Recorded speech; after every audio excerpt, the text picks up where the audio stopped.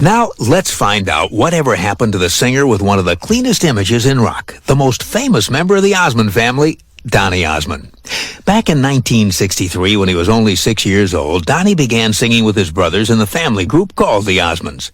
By the early 70s, thanks to their fresh sound and wholesome image, the Osmonds had become one of the biggest groups around, and Donny had a super successful career on his own. He had a string of big top 40 hits, and he went to #1 with his remake of Go Away Little Girl.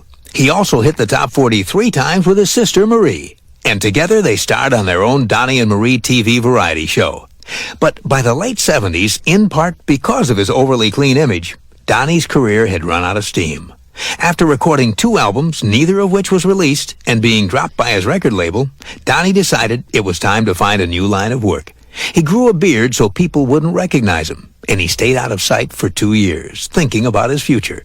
What Donny Osmond finally decided to do was to come back, but with a grittier, more earthy image. He moved from Utah to L.A. and began going to parties with new friends like Boy George and Billy Idol.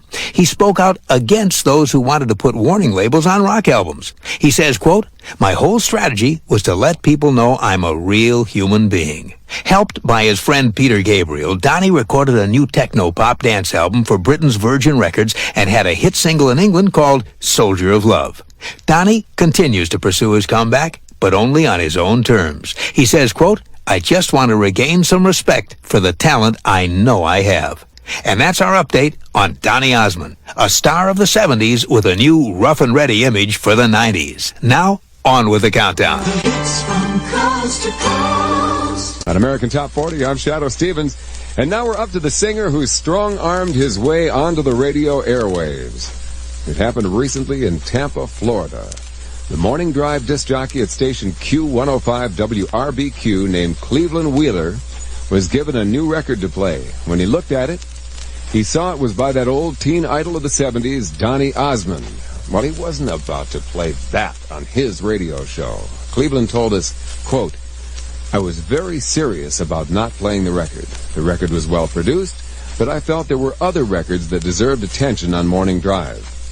Well, word of Wheeler's decision eventually reached Donny Osmond, who took matters into his own hands and arms. Donny challenged the Florida disc jockey to an arm wrestling contest, a best-of-3 match.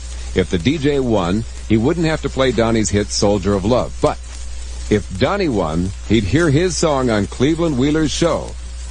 Well, Donny flew into Tampa from Los Angeles on the contest day, and it was billed as Wrist Mania 1. The clock struck the noon hour when the two men met outdoors in a parking lot on a flatbed truck. They sat down at a table, faced off, raised their arms, and locked their hands for the first match. DJ Cleveland Wheeler won. Wiping sweat from his brow, he raised his arm again and smiled at Donny for round 2. And this one, Donny won. It came down to the final match. For the last time, the two men locked hands. They poured sweat. The only sounds uttered were grunts and growls. Their arms teetered back and forth till there was a victor, Donny Osmond. DJ Cleveland Wheeler took the loss in stride. He told us, quote, "The song was already at number 13 with a bullet, so I'd have to play it anyway, no doubt about it. Donny Osmond set out to prove something, and he did it. He's a great guy with a great sense of humor." At number 4 on American Top 40 with an arm of steel and a great sense of humor too, a manly, mighty Donny Osmond and Soldier of Love. American Top 40. You're listening to American Top 40 here with The Shadow. And now the story of a teen idol star summit that got both of them banned from a British hotel. It happened back in the early 70s. These two singers, one from Ogden, Utah, the other originally from Gary, Indiana, were the hottest teen idols on the charts. And fate found them both touring Britain with their brothers, both staying at the same hotel in London, the Churchill. Well, the hotel was mobbed by starstruck young girls hoping for a chance to see or maybe even touch a Jackson or an Osmond, especially Michael Jackson or Donny Osmond. Now, the Churchill Hotel was a classy place where many celebrities stayed. We're talking about the rich and the ritzy, expensive furnishings and carpets, antiques and collectibles on the walls and in the halls. There were no video games back then, no VCRs to watch, and not much else for a couple of teenagers to do. And Michael Jackson and Donny Osmond were trapped. Donny says we couldn't go out. There was just no way. There were girls all over the hotel trying to break in and everything. So we got together and played a football game in the hallway. Donny and Michael tossed a football all over their floor of the stately hotel, and Donny says, quote, "We broke more chandeliers playing football than you can imagine, and we were banned from the hotel." And there it is, a great moment in music history. Casey's Top 40. I'm Mark Elliott for Kasem. Now, we're up to the latest from Donny Osmond, and our story of how Peter Gabriel once flew 3,458 miles just to see Donny perform. It all goes back to 1987, when former teen idol Donny Osmond went to a UNICEF benefit concert in New York City. Backstage after the show, he spotted a musician he'd always stood in awe of, Peter Gabriel, one of the founding members of Genesis, and the man who hit with songs like Sledgehammer, Shock the Monkey, and Big Time. Donny was shy about meeting his idol, but he finally got up his courage, walked over to Peter, and told him how great he thought his music was. Donny thought Peter would thank him politely, and that would be it. Instead, Peter Gabriel lit up like a light bulb, gave Donny a big handshake, and told him how back in the 70s, he had flown from London to New York just to see Donny perform with the Osmonds at Madison Square Garden. Well, they got to talking, and Donny confided to Peter that he wanted to get back into recording, but he'd lost his confidence and was concerned that people thought all he could make was bubblegum music. Donny says Peter told him, quote, "Forget about that. Forget about your old image. The time is right. If your music's strong enough, it'll bring you back." Peter then invited Donny to do some recording in his personal studio, and that's where Donny wound up doing his entire comeback album. Donny says recording there gave him the credibility he'd been looking for. It gave him the Peter Gabriel stamp of approval that made people take him seriously.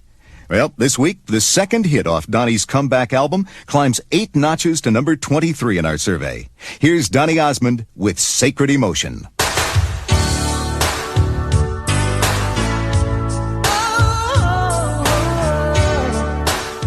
Casey's Top 40. I'm Mark Elliott, sitting in for Kasem. Casey's Top 40 originates in Hollywood.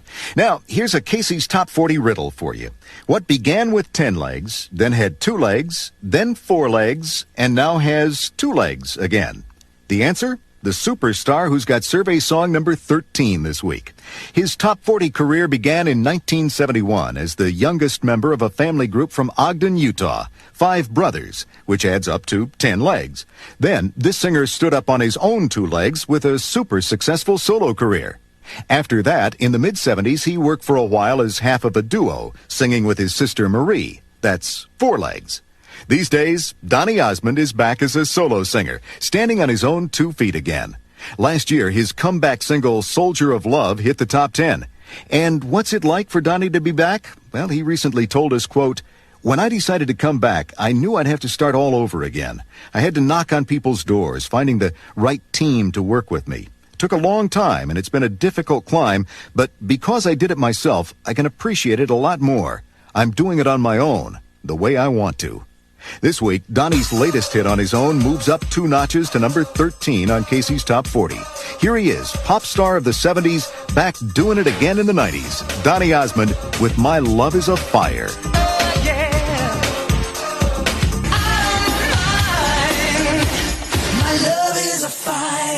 Donny Osmond slips to number 23 this week on American Top 40. Hi, this is Donny Osmond. Stay right where you are. Shadoe will be right back with more of the biggest hits of the week on American Top 40. Hits from coast to coast. American Top 40. Hi, I'm Donny Osmond, and you've got the most listened to radio show in the world, American Top 40 with Shadoe Stevens. Hey! Hey! Yeah, Shadoe. Uh-huh. Yeah, this is Donny Osmond. How you doing? Hey, how you doing, bud? Great. Hey, by the way, isn't it about time for a trip in your way, way, way back machine? Why, certainly. American Top 40. We're on a hit run to number 1. This next group was behind the comeback of one of the 1970s biggest teen idols. And it turns out they needed him as much as he needed them. Carl Sturken and Evan Rogers are the co-leaders of Rhythm Syndicate. But before their group hit, Carl and Evan were writing and producing other acts. And that's where this story begins. Someone from the record company here in the States, Virgin Records, called us and said, we have someone we want you to meet, and please don't laugh at us. You know, they were like ducking behind the desk. Donny Osmond, whoops. And we said, hey, no, we'll meet with him. You know, it was intriguing. I mean, the guy had not done anything in 10 years. So we met him, and he was a great guy, and we had just written the song, so we played it for him, and immediately he said he wanted to do it. Soldier of Love was a #2 comeback hit for Donny Osmond, written and produced by Carl Sturken and Evan Rogers. Music. Well, Donny Osmond fans will get to see a new side of him. Actually, almost the entire backside of him when he stars in the play Joseph and the Amazing Technicolor Dreamcoat. For a few song and dance numbers, Donny will strip down to nothing but a loincloth. Yes! He says, I'm buffing like crazy. I've got a trainer who won the Mr. Ontario trophy last year, so he's pumping me up. And then, my friends, another week in a wonderful, wonderful world of... Music.